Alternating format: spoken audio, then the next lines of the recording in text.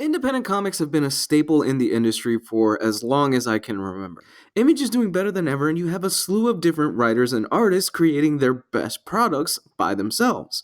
However, with the rise of Kickstarter and almost every single artist and writer out there putting out a book at Image, it's become really difficult to find out what's good and what's not. And that's where I come in. Ladies, gentlemen, others, I am going to talk all about independent books today.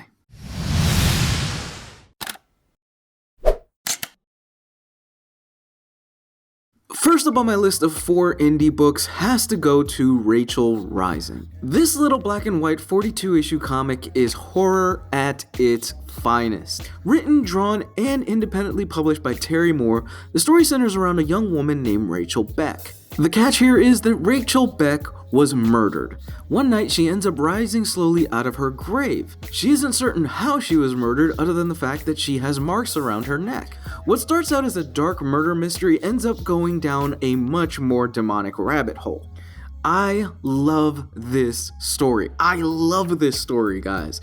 If you are somebody that loves horror stuff like Hereditary or even The Witch, this is up your alley. There are so many great characters and so many great personalities in this story that you just can't pick one that's your favorite. Take, for example, Zoe. When you first meet Zoe, you think she's just a stereotypical little girl. You soon find out that she has actually been inhabited by a demon for the past 50 years. You also find out that the blade she was carrying actually belonged to Lucifer. If I had one complaint about this book, it's that Terry Moore seems like he was running out of steam towards the end of it, and he just wanted to wrap it up. So the ending is a bit abrupt. Having said that though, if you're looking for something really fun to read, this is definitely worth your pickup. The next book on my list is Saga. Saga is a book that's written by Brian K. Vaughan and art by Fiona Staples. Now, Saga is amazing. It's huge, it's grand in scale, and oh my gosh, is it badass. The story centers around 3 characters, Marco, Alana, and Hazel.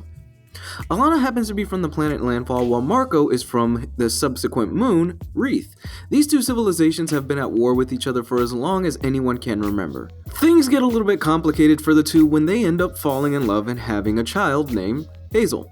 The issue with this is that the 2 different species are not meant to be able to procreate, so Hazel is the first of her kind. What follows is this new family trying to stay one step ahead of bounty hunters, politicians, and warmongers. Saga is truly, as the name implies, a saga. It's grand in scale, and it's fantastic. Following around this family across the universe as they just tried to find peace, we're introduced to so many different weird planets and so many different weird characters.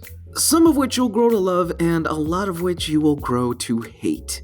What's great about Saga is that it doesn't try to shy away from controversial topics.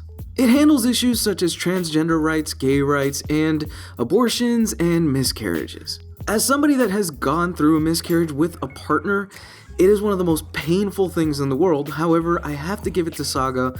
They handle it incredibly well. And while the story is huge in scale, it's these little human moments that really make this book special. The art here by Fiona Staples is incredible. It really is. She is doing the work of her life, and I cannot praise it enough.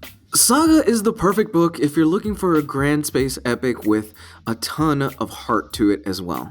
If political intrigue and Game of Thrones is your bag, then you have to check out Lazarus. Set in the not too far off future, the world economy has collapsed. What's ended up happening is that you have a whole bunch of different families that own different corporations that have split the world up into their own private areas. Lazarus follows around a woman named Forever Carlyle. Forever is a Lazarus in this universe. These individuals are genetically altered beings that are ridiculously hard to kill. However, things get really bad when Forever starts questioning her own existence. What follows is a book that has all the political intrigue and twists that make a Game of Thrones fan squee.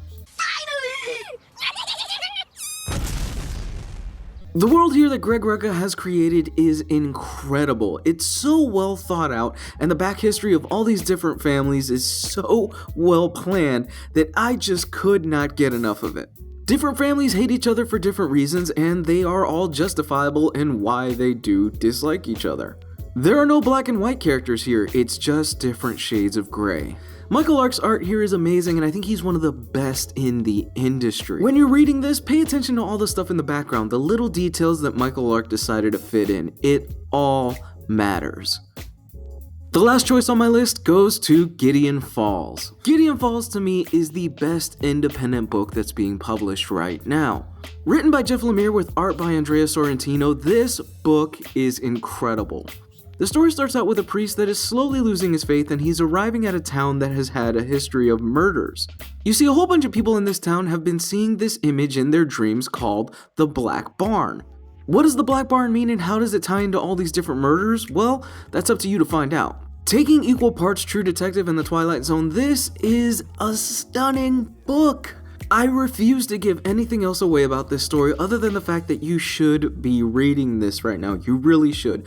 The book is so good that it was immediately picked up for adaptation for a TV series. Andrea Sorrentino's art here sails into the horror cosmic, and it is beautiful. This was the team that worked on Green Arrow a few years ago, and I'm so glad they're back together. There you have it, folks. Those are my picks for the best independent books that I've read so far. Now, of course, these are only 4 books, and there's a ton of stuff out there that I can't cover or haven't covered. Things such as Why the Last Man, Transmetropolitan, etc., etc., etc. But I'm just giving you a good primer today. If there are any other titles that you recommend, please put them down in the comment section below. You can find me on Facebook and Twitter.